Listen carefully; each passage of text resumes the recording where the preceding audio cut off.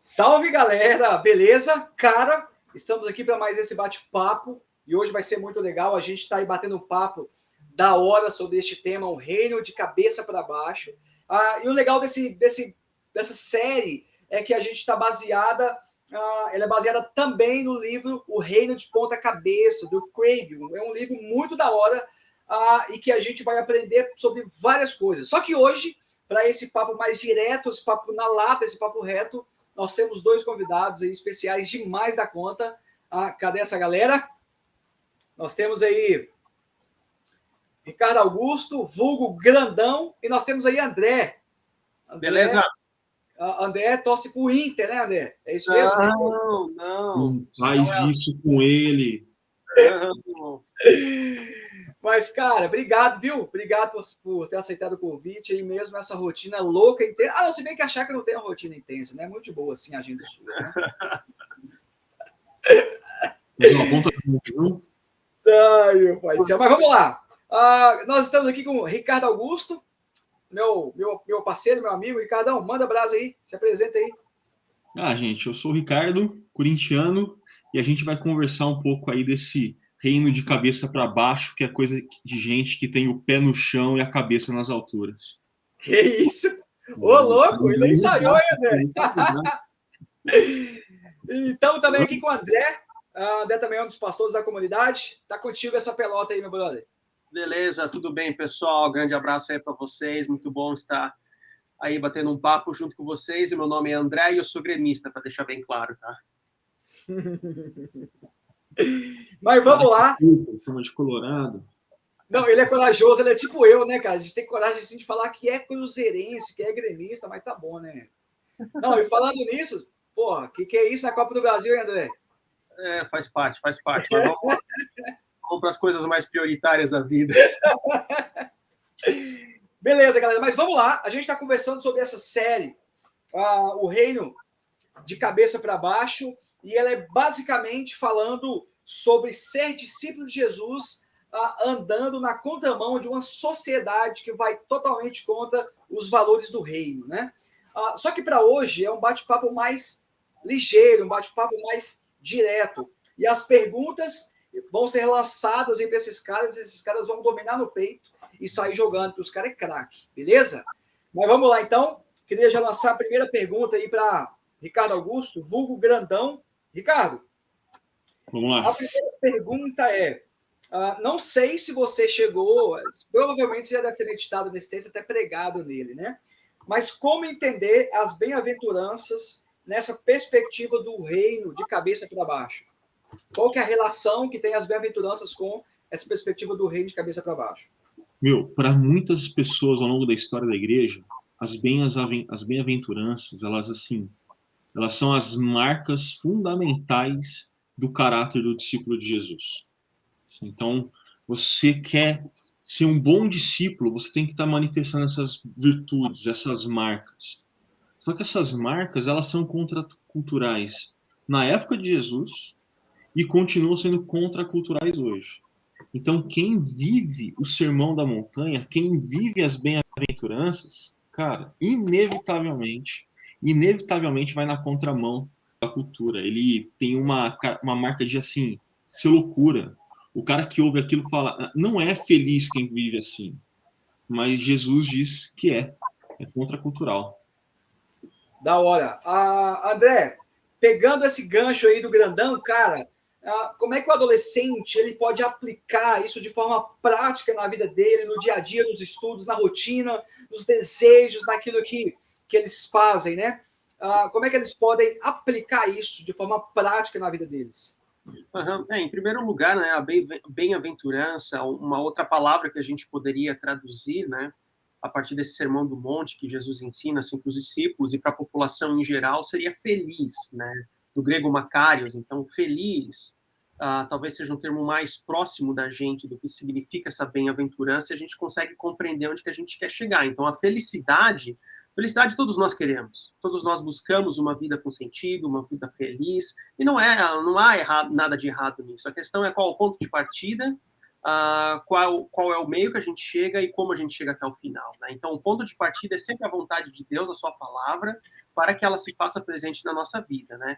Então, assim, o como que você perguntou de uma forma muito prática, e aqui eu lanço uma outra frase, uma outra passagem de Jesus, onde ele diz em Mateus 6,33, busque em primeiro lugar o reino de Deus e a sua justiça, e as outras coisas vos serão acrescentadas. Então, se o adolescente quer uma vida com alegria, busque em primeiro lugar o reino de Deus, busque em primeiro lugar o convívio com outros adolescentes, no contexto da comunidade, no contexto do Chakra Teens.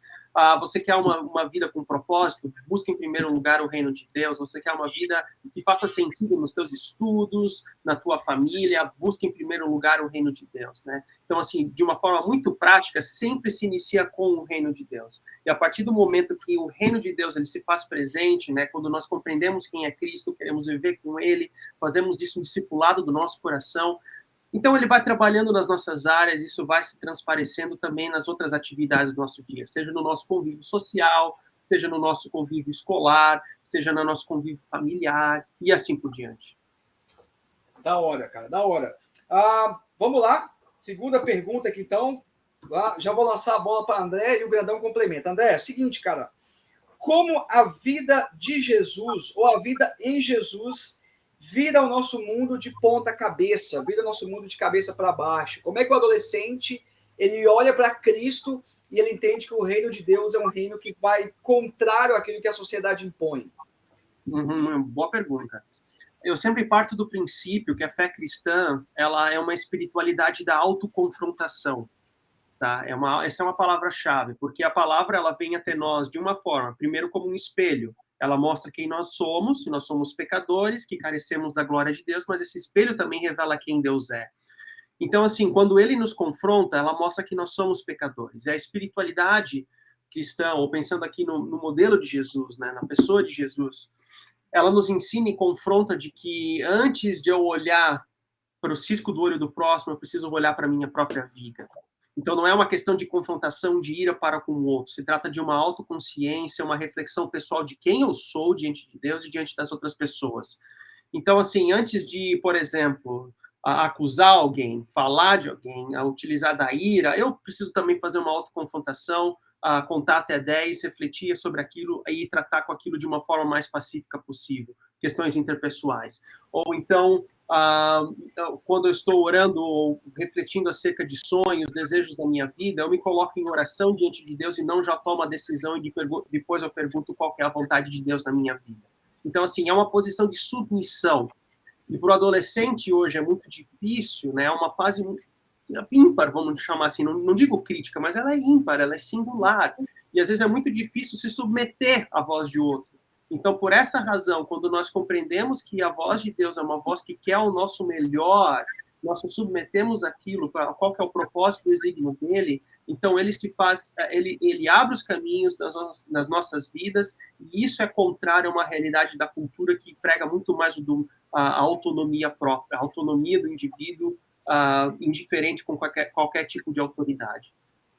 Legal, legal demais, cara.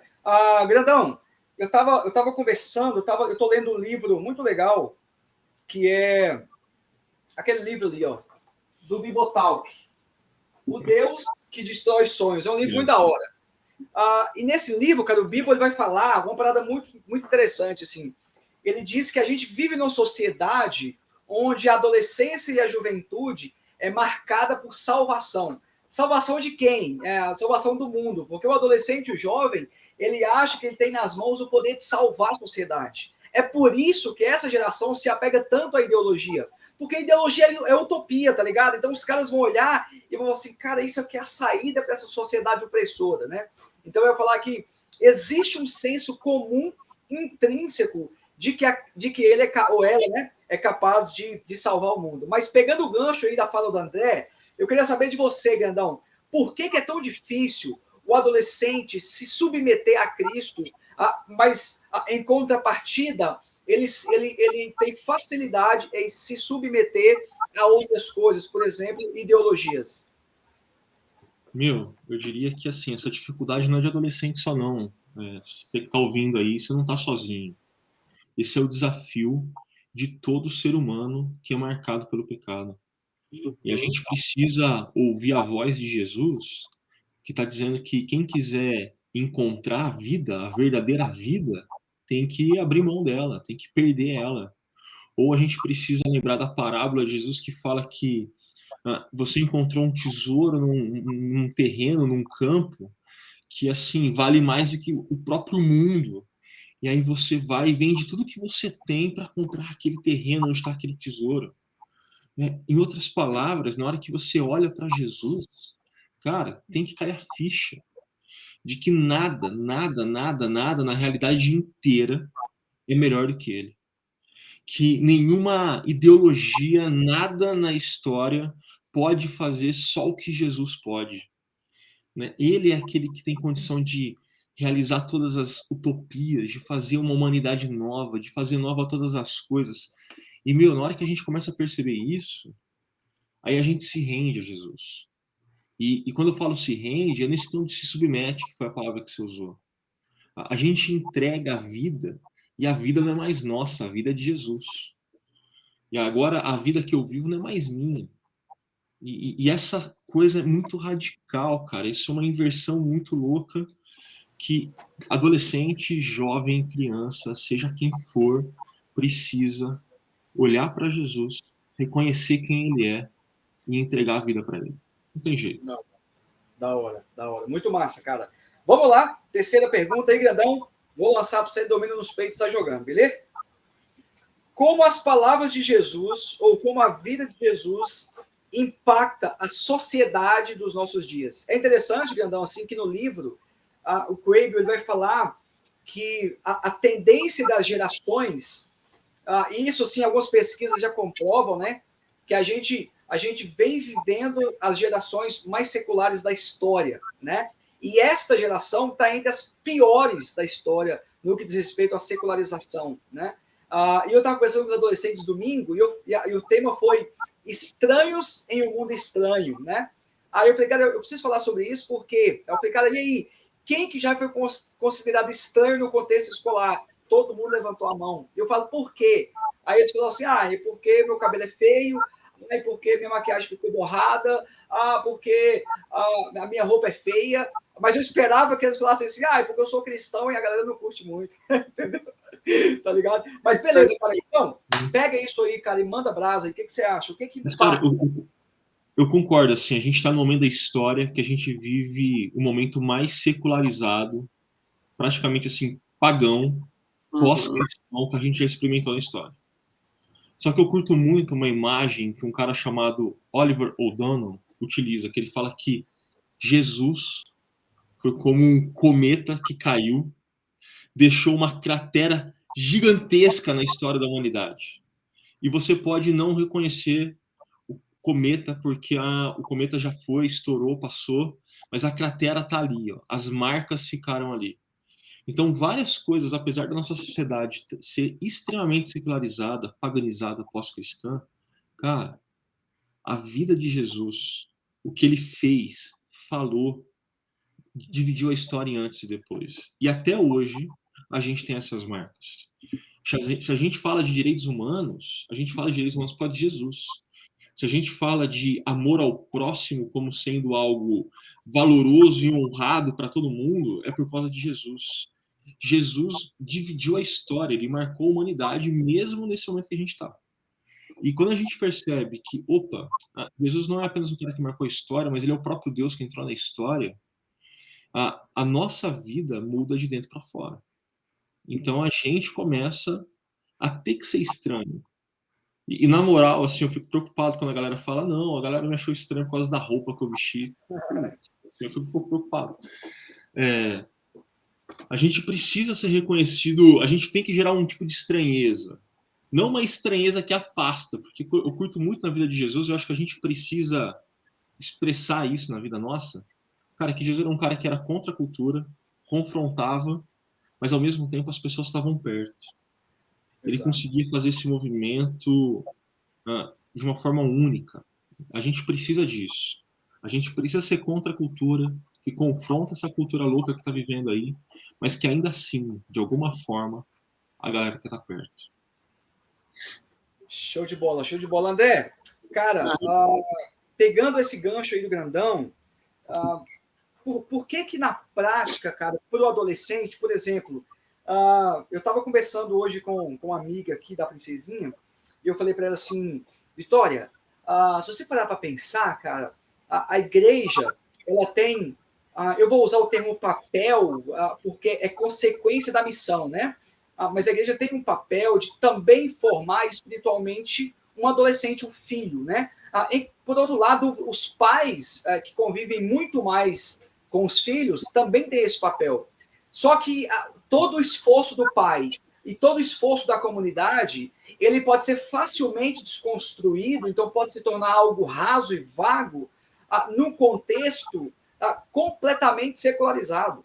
E quando eu falo aqui adolescente secularizado, eu falo com princípios contrários àquilo que você crê, né? Ou seja, tentando influenciar você diferente daquilo que você aprende e crê em Cristo. Mas, André, partindo dessa premissa, cara, quando você olha para essa sociedade que facilmente desconstrói os princípios e valores de Cristo no coração dessa galera que está assistindo e também ouvindo, qual que é a saída para que essa pessoa entenda que a vida em Jesus basta para viver nessa sociedade secular?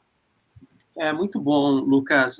E até mesmo partindo daquela afirmação que você fez em outro momento, né, da mensagem sendo estranhos no mundo estranho, alguma coisa assim que você mencionou, né? O que o adolescente ele tem que ter em mente é que as decisões que ele toma hoje irão influenciar grandemente em quem ele será na fase adulta. Né? Então, pessoas que possuem, talvez, dificuldades emocionais nos seus 30, 40 anos, em boa medida, claro, são contextos diversos, né? Mas também é, em boa medida, fruto das decisões que foram tomadas na vida de adolescente. Então, é importante ter uma noção do que é a espera na fase de adolescência, é importante ter uma noção do que consiste da autopreservação na área emocional, sexual, etc., e assim por diante, né? Isso é muito importante. Na Fórmula 1, tem uma imagem que eles falam que ultrapassou no vácuo. Eu não sei se vocês já ouviram falar isso. Ou seja, quando um carro ultrapassa, você pode dar o troco se você acha o vácuo e daí você ganha um impulso para ultrapassar novamente o carro, né? Só que o cara tem que ser bom, ele tem que entender qual que é o vácuo para conseguir dar o galope e assim ultrapassar. Claro, eu estou falando do meu jeito, eu não sou físico ou engenheiro mecânico para explicar isso melhor, né? Mas, ou seja, dependendo da forma como você acha aquele ponto, vai te dar todos os impulsos necessários para você poder fazer a curva e ultrapassar também o adversário, né? A vida de fé muitas vezes é assim. Você precisa ser estratégico também hoje, na tua vida de adolescente, saber se preservar, para que na tua fase adulta você tenha uma vida saudável, com alegria, para que esse discipulado com Jesus também seja um discipulado não apenas mental, cognitivo, mas que seja também um discipulado que faça a vida no teu coração com alegria, com profundidade também na vida dos outros, né?